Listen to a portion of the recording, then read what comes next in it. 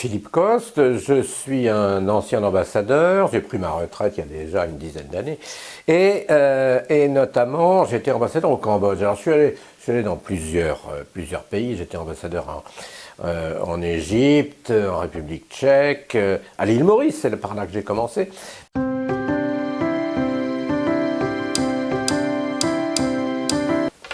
Bon, alors au total, c'est ce qu'on pourrait appeler un livre hybride, parce que il y a à la fois l'évocation d'une affaire très sérieuse, évidemment, qui est une grande opération internationale, et puis en même temps, c'est un peu pour moi une affaire de famille, parce que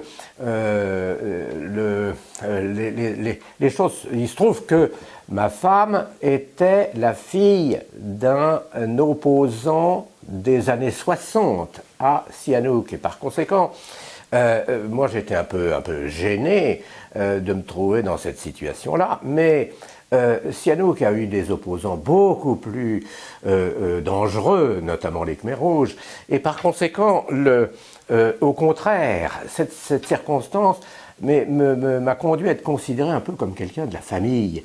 Et donc, j'avais des réseaux, évidemment, extrêmement faciles, enfin des réseaux très étendus, mais qui me donnaient un accès très facile à toutes les informations. Alors, c'est pour ça que j'ai donc écrit ce livre. Et ce livre s'appelle « À l'ombre des Khmers rouges ». Et il est publié aux éditions Ginko. Et donc, eh bien, je souhaite que vous ayez l'occasion de l'avoir entre les mains et peut-être même d'y jeter les yeux. Je ressentais pas particulièrement le besoin d'écrire des mémoires, parce que je sais très bien qu'aujourd'hui, les gens lisent de moins en moins, mais ils écrivent de plus en plus. Par conséquent, j'étais pas sur l'idée d'ajouter encore à cette avalanche de livres qui paraissent constamment.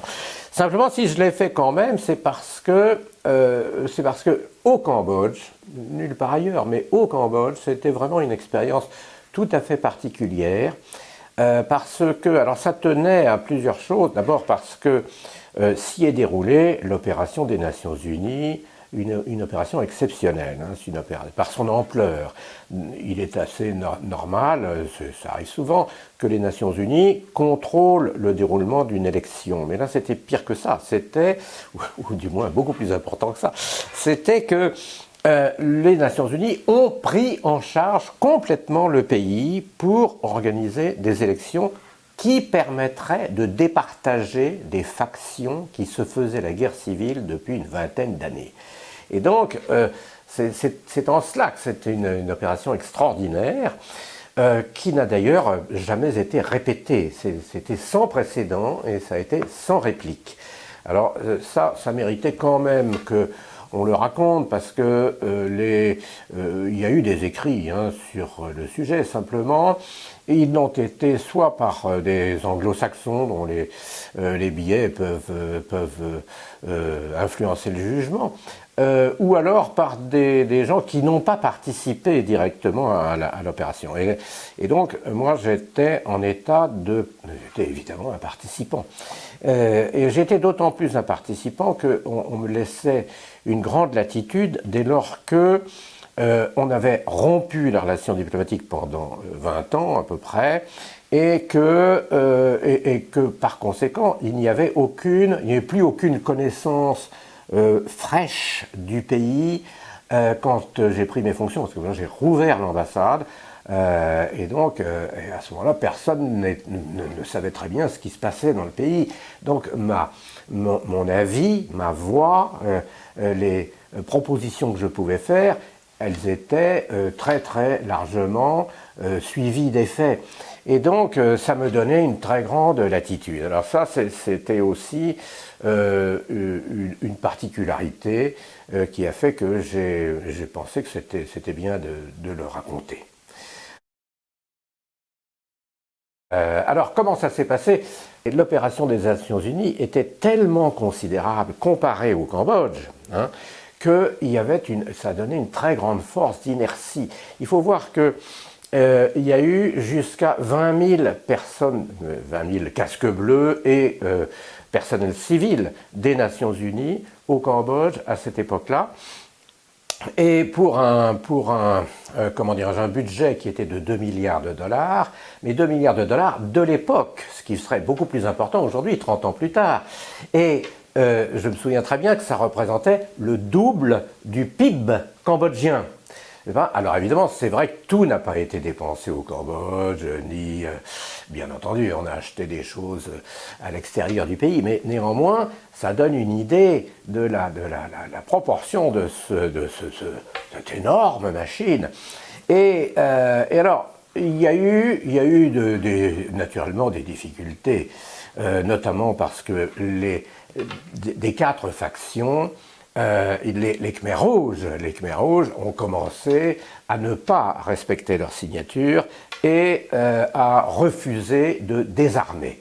Et à partir du moment où ils ne désarmaient pas, les autres factions de refuser aussi de désarmer, puisque ce serait s'exposer. Et donc il s'en est suivi toutes sortes d'imperfections dans le déroulement du processus. Ce qui fait que on a frôlé quand même le dérapage.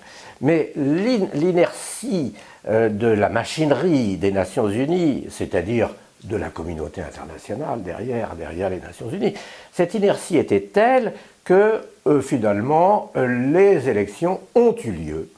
Et alors ils ont donné un résultat qui était un résultat évidemment compliqué, parce que c'est le parti du fils de Sihanouk qui a emporté la majorité avec un peu plus de 50% des voix, mais c'est la partie dirigée par Hun Sen, c'est-à-dire le gouvernement installé par les Vietnamiens de quelques années auparavant, qui a remporté une grosse minorité des voix. Simplement, le parti du fils Sihanouk, il était évidemment installé à la frontière thaïlandaise, alors que le parti de Hun Sen, il tenait les 4/5 du pays. Et il avait l'armée, les administrations, etc. Donc, l'un avait les canons et l'autre avait les voix. C'était compliqué à harmoniser, mais finalement, on a trouvé une solution qui consistait à faire un gouvernement de coalition, en quelque sorte à l'allemande ou à l'autrichienne, mais enfin évidemment avec beaucoup de différences bien entendu, et donc finalement l'affaire a pu se solder par ce que les Nations Unies eux-mêmes ont considéré comme un succès.